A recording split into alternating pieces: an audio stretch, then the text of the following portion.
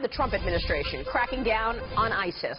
The president met with his national security team yesterday at the Pentagon to talk about Afghanistan and the fight against the Islamic State in the Middle East. President Trump told reporters after the meeting that ISIS is falling fast. Joining me now is former White House National Security Council staff member under President George W. Bush and President Obama, and Fox News contributor Gillian Turner. Gillian, good to see you. Thanks so much for joining the conversation. Morning, Maria. What do you think? Do you think the U.S. is making significant progress on the war on ISIS?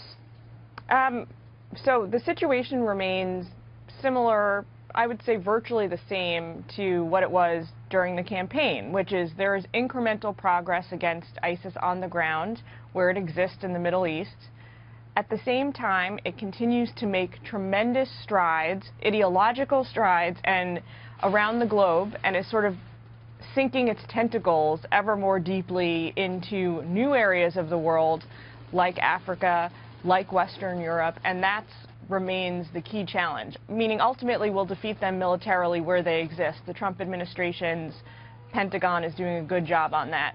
The Obama administration was doing a good job on that in the waning years of the administration. But what we really need to see is an ideological solution to the remaining problem. Gillian, Andrew Peak, what do you see as the future of the Syrian Kurdish area where we have all our forces in Syria? I mean, it seems to me like stopping the armament of the Arab rebels against Assad doesn't necessarily mean that Trump has given up on removing Assad eventually. But it just seems like he's putting all his chips in with the Syrian Kurds in the eastern part of the country. Do you think that's about right? It does. I would agree with your assessment of what he's trying to accomplish there. Senator McCain was very critical yesterday, which made national and international headlines. He was critical about the president's decision to stop arming some of the more moderate Kurds. The problem is, again, we have no broader strategy, or we have no broader strategy that the administration has presented for the region. And that's something the Trump administration is still on the dime for this. They owe a plan to Congress. They owe a plan to the American people. And I think the sooner they get it out there and open it up for discussion, the better. And again, not specific. We're not looking for battle plans here. We're looking for a strategy, because people always push back against me and say, well, the Trump administration doesn't want to broadcast its military plans. And that's fine. But they do need to broadcast their strategy and the way that they see the United States vis-a-vis the region, the way they see the region's role in the broader world. And that's what we're waiting for. We just put up a tweet from John McCain. Did you see that on air? We just put that up on air, correct? Let's put that back up. Andrew, you got to speak to this, because look what John McCain is saying. The reports that the administration is ending the program to assist Syrian opposition is irresponsible, short-sighted, and plays into Assad's hands. Yeah, I just don't think that's right. I mean, we're still arming the Syrian Kurds, and there's no situation I see where we allow the Syrian Kurds to be overwhelmed by the Assad forces. If for no other reason, then they'd be attacking our forces as well. So I'm not sure McCain's got it entirely right. Gillian, but just to your point about the strategy, wouldn't you say the engagement with Saudi Arabia over the past 6 months and the other Sunni Arab states in the Gulf point to a strategy of pushing back Iranian influence, and that is kind of the overall Trump administration strategy for the Middle East? To engage with the Saudis to hedge, and the coalition, the GCC coalition, I guess, to hedge against Iran? Yes. Maybe, but they need to say that. I think it's not enough to just do piecemeal, meaning already that strategy has run into some difficulty, because Secretary Tillerson made it clear that he's not happy with what the coalition has done in freezing out Qatar.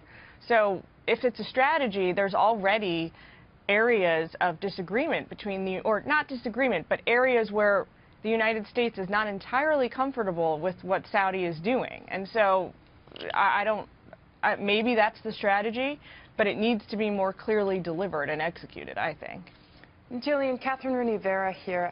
With regard to North Korea, Americans are largely concerned, and a majority think that we may need to go to war with North Korea. China's the great enabler here. What is your view of the Trump administration on dealing with China to deal with North Korea? And can we even really negotiate with someone like North Korea in terms of, mutually assured destruction policy or the like? Well, the problem with North Korea, the problem with dealing with North Korea is that really the only options on the table are some kind of combination of economic sanctions, diplomacy, and sort of the increasing military pressure. The problem is once we go past that in the military realm, what does it look like? Like a nuclear holocaust? Right. I mean, there's no real, the idea of going to war with North Korea is sort of off the table in my book, in my opinion, because it's too potentially catastrophic at this point. By the way, the government is apparently banning its citizens from traveling to North Korea. Tourists starting next month, according to two of the biggest travel companies that bring Western tourists to the isolated country. And Dagan, obviously, that comes after that poor Mr. Warmbier came home in a coma and then died. Mm-hmm. Right, absolutely. They're banning tours to North Korea. But Gillian, that's good policy. Yeah.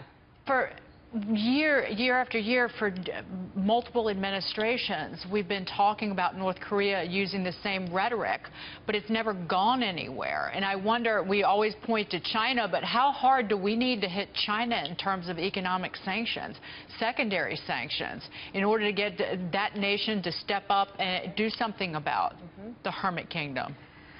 So the problem with another problem is that the United States and North Korea, the relationship always goes through China. All roads to North Korea go through China, and that's because China is the economic powerhouse that sort of sustains the North Korean economy. And as much as the United States wants China to fall in line with our precise interests, they just don't. Our national security interests, when it comes to North Korea, are a little bit divergent. They don't want to see a nuclearized North Korea, but at the same time, a sort of worst-case scenario for them is one in which the North Korean economy collapses, people flee the country, there's a refugee crisis.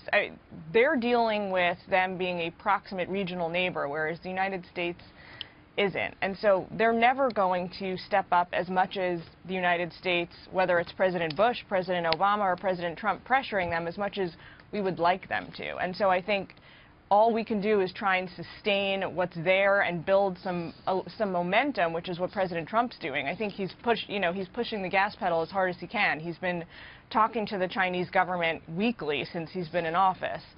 But it only is going to get him so far. So I think creating a system that keeps the North in check, a regional system, is kind of where we are, working with China, working with South Korea, exerting our own economic pressure on them. That's what's in the works now. Gillian, great insights. Thanks so much. Thanks, Maria. We'll see you soon. Gillian Turner there.